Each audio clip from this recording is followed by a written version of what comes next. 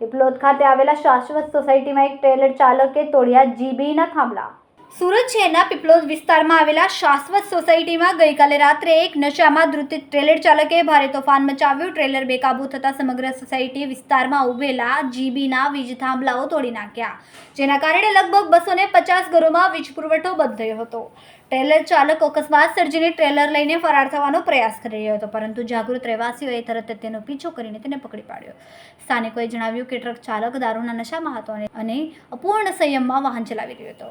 સોસાયટીના લોકો દ્વારા તરત જ પોલીસને જાણ કરવામાં આવી હતી અને ટ્રેલર ડ્રાઈવરનું કબજામાં લઈને પોલીસને સોંપી દેવાયો। અચાનક જ વીજ પુરવઠો બંધ થતાં રહેવાસીઓને ભારે મુશ્કેલીનો સામનો કરવો પડ્યો। લોકોએ જીબીને તાત્કાલિક રિપેરિંગ માટે જાણ કરી અને ટ્રેલર ચાલક સામે કડક કાર્યવાહીની માંગ ઉઠાવી છે। કેમેરામેન સેનિલ વિરાણી સાથે વિશાલ છેઠા, માનવ પ્રભા ન્યૂઝ, સુરત।